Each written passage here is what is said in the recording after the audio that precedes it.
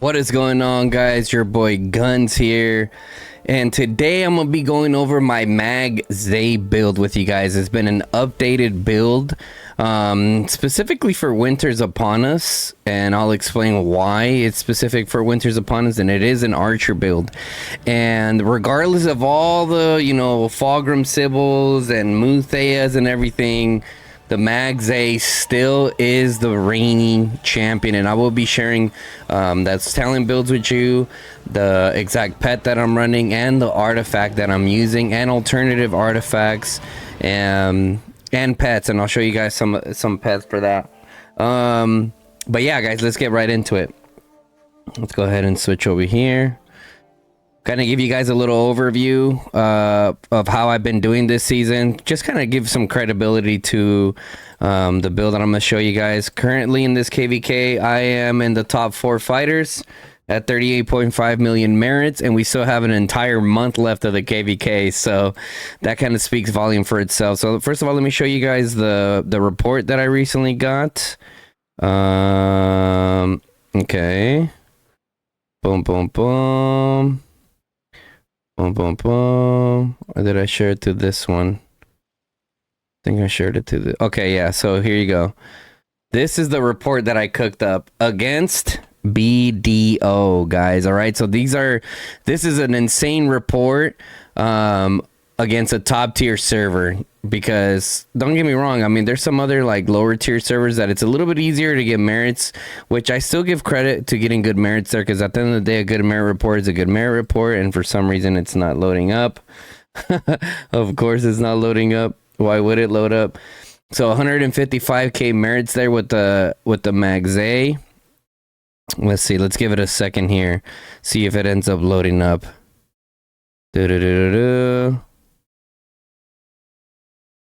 Rip. I don't think it's loading up. Great. But anyways, you guys saw the report there, 155k merit report there, and I think my Muthea was just underneath that march at 110k up against BDO.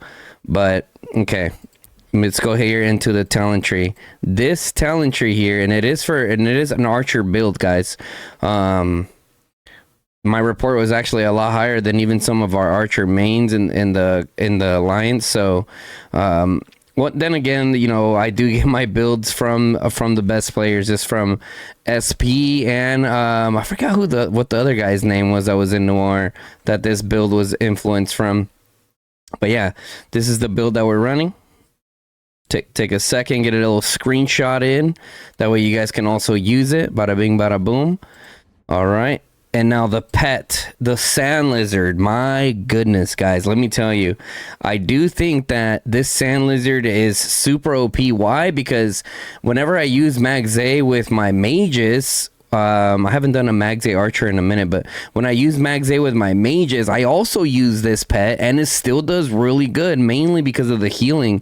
Sure, the chain strike factor, you can't really use the chain strike factor there, but man, this build right here gives us so much sustainability, and I really do think this is my favorite 8 slot, at least for this specific build here with the chain strike package. So you see that we have obviously we have intense stone aura, which only heals your legion, and it's also increased healing by 28%, giving it that extra sustainability.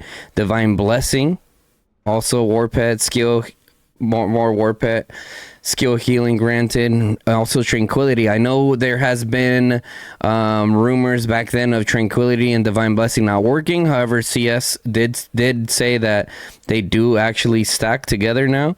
We have Great Care to 3-star. I think this one is huge, man. 10% chance of healing every second. Healing factor 164. Yeah. I think this one is insane, bro. This one is insane. I mean, it doesn't even say for how many seconds. It just says healing every second. I don't. Maybe you can trigger it once every 8 seconds. That's what it's trying to say. But then we got the chain strike. We got the advanced chain strike. We use the EOS for that, and we also got intense chain strike there. as you guys can see, this is a very, very attainable pet for a lot of you guys, and I do think that it should be the route a lot of you guys go, especially because it's very friendly on the wallet. Very, very friendly on the wallet. Then next, the freaking the cherry on top, the exemplard gilded crossbow. My God, this thing is beautiful, if I had to freaking describe it. So like as we're fighting off BDO, this was a defensive position, so we did have the territory buffs at our advantage. I'm just shooting down with my mags A, ba ba ba ba ba ba ba ba, and then as soon as they cav rush in, the gilded crossbow just like fireworks, bro, just starts blasting them, and it's beautiful, man. On top of that, you get the increased march speed up to, what is it, 60% march speed, so your march is able to get out of the situation, be able to reposition, and then DPS down the march is needed when they're either trying to blink on you or cav rush you.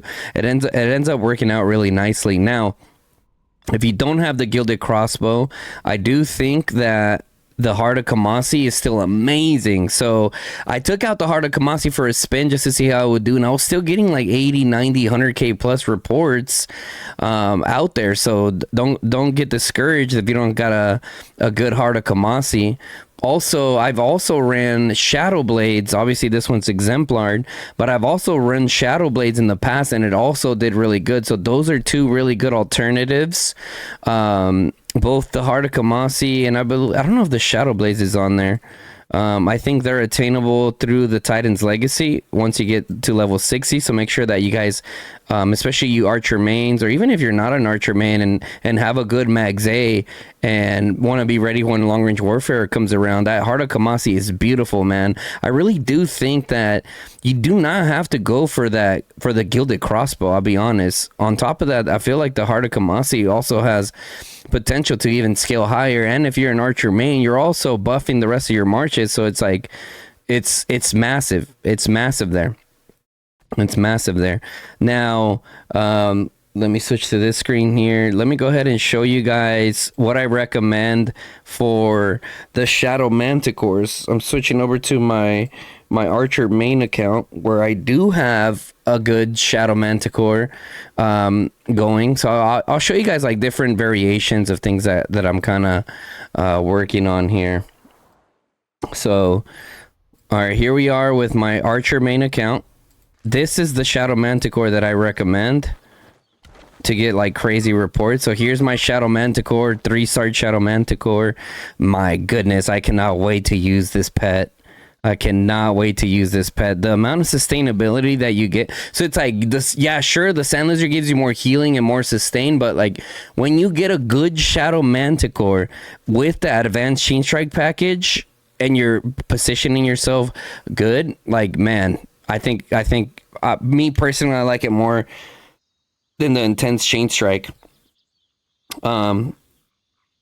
Sure, with the intense Chain Strike, you're gonna get a lot more DPS for sure. But with this one, you're just gonna cook. So yeah, guys, I mean that's pretty much gonna be it for the video.